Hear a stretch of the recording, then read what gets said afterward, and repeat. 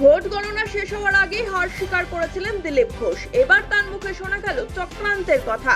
কাঠিবাজি করা হলো বিজেপির প্রাক্তন রাজ্য সভাপতির সঙ্গে। এই প্রশ্নই এবার বঙ্গ বিজেপিকে উস্কে দিল।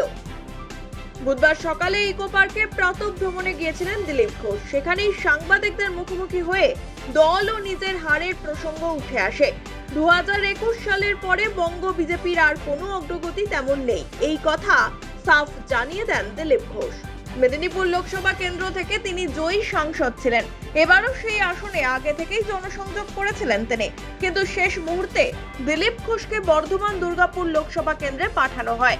এখানেও ধারাবাহিক জনসংযোগ ও প্রচার করেছিলেন তিনি। তবুও ভোট বাক্সে তিনি প্রথম হতে পারলেন না। তৃণমূল কংগ্রেসের কীর্তি আজাদের কাছে তিনি গতকাল বোল্ড আউট হয়েছেন।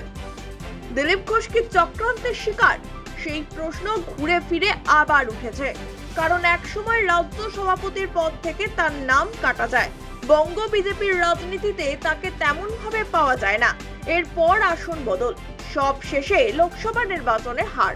কোনো বিশেষ ইঙ্গিত কি পাচ্ছেন দিলীপ ঘোষ? এদিন বিজেপির প্রাক্তন সাংসদ বলেন, অসম্ভব কিছু না, সব জিনিসের প্রভাব পড়ে। এটা ঠিক হয়েছে কি ভুল হয়েছে বাংলার মানুষ, আমার কর্মীরা বলবেন। আমাকে পার্টি যখন যে কাজ দিয়েছে আমি সেটা নিষ্ঠার সঙ্গে করেছি। দিলীপ ঘোষের কাজে 1% কখনো ফাঁকা ছিল না। পুরো ইমানদারির সঙ্গে পুরো পরিশ্রম করে আমি কাজ করেছি। আর এবারে যারা বর্ধমানে গেছেন তারাও জানেন সেই যে কঠিন সিট ছিল, রেজাওয়া সিট ছিল সেই সময়, আর সেখানে আমি যে লড়াই দিয়েছি মনে হচ্ছে একটা জায়গায় লড়াই হয়েছে। তো আমাদের পরিশ্রমে ফাঁক ছিল না। বাকি নেতৃত্ব, পরিবেশ ইত্যাদি পলিসির উপর নির্ভর করেছে যে কেন রেজাল্ট এরকম হয়েছে, সেটা যারা চিন্তাভাবনা করেছেন, যারা পাঠিয়েছেন তারা ভাববেন। ব্রিটিশ সরকারের আমলে যারা ইস্ট ইন্ডিয়া কোম্পানির বিরুদ্ধাচরণ করতো তাদেরকে আন্দামানে পাঠানো হতো, বলা হতো কালা পানিতে পাঠানো। আর দিলীপ ঘোষের আমলে দিলীপ ঘোষ পারফরমেন্স করে দেখিয়ে দিয়েছিলেন, তা সত্ত্বেও তাকে আন্দামানে পাঠিয়ে দেওয়া হতো। আন্দামান আগেই ঘুরে এসছে দিলীপ ঘোষ, যেন কালা পানিটা আমি জানি আর কেউ জানে না। আর রাজনীতিতে এটা অসম্ভব কিছু না। রাজনীতিতে চক্রান্ত, কাঠিবাজি, এটা রাজনীতির অঙ্গ। আমি সেভাবেই নিয়েছি। আমি পুরো পরিশ্রম করেছি, কিন্তু সফলতা আসেনি।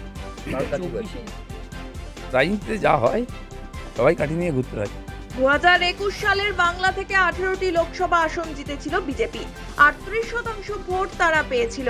কিন্তু গত কয়েক বছরে দলগতভাবে আর তেমন কোনো পরিবর্তন হয়নি। ভোট ব্যাংক আর বাড়েনি। কারণে কেন বিজেপি এগোতে পারল না সে বিষয়ে ভাবার প্রয়োজন রয়েছে, দাবি করলেন দিলীপ ঘোষ। কারণ এটা প্রমাণিত হয়ে গেছে যে আপনি 18 করেছিলেন, কিন্তু সুকান্ত মজুমদার, শুভেন্দু অধিকারী আপনার টার্গেট কিন্তু করেছিলেন। দেখুন, পার্টি চলতে থাকে, লড়াই চলতে থাকে, নেতার পরিবর্তন হতেই থাকে, রেজাল্টেরও পরিবর্তন হতেই থাকে। তো এটা ঠিক যে আমরা গত 21 অবধি এগিয়েছি, লড়াই করেছি।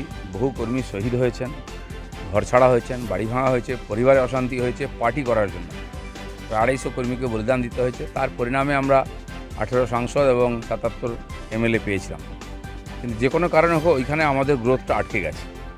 এবারে নির্বাচনেও ভোটের পার্সেন্টেজ একই আছে, যে 38 ছেড়ে দিয়েছিলাম আমরা 21 সালে। আর ভোট পার্সেন্টেজ 38 এবং সিট যা ছিল 77, আর বর্তমান সাংসদ গুণ করলে 7 দিয়ে প্রায় সেটাই দাঁড়ায়। তো আমরা এগোতে পারিনি এই গত 3-4 বছর। সেটা আজকে ভাবার দরকার আছে, কেন দাঁড়িয়ে গেছি এক জায়গায়। যে গতিতে আমরা এগোচ্ছিলাম সারা দেশেতে আলোচনার বিষয় ছিল, কর্মীদের মধ্যে উৎসাহ ছিল। এবারে আশাও করেছিলাম সবাই, তো আমার মনে হয় কোথাও না কোথাও ফাঁক থেকেছে, লড়াই সেভাবে হয়নি, সব কর্মীরা নামেনি। চিন্তাভাবনা করার দরকার আছে, গতি যেন রুদ্ধ না হয়ে যায়, তাহলে তো কর্মীরা হতাশ হয়ে যাবেন। এখন বিজেপির রাজ্য সভাপতি সুকান্ত মজুমদার, রাজ্যের বিরোধী দলনেতা শুভেন্দু অধিকারী, এই দুই নেতাই বঙ্গ বিজেপি পরিচালনা করছেন বলে রাজনৈতিক মহলের মত। তাদের দিকে কি এবার নিশানা করলেন দিলীপ ঘোষ? প্রশ্ন উঠতে শুরু করেছে বিভিন্ন মহলে। Bureau report, one India Bangla.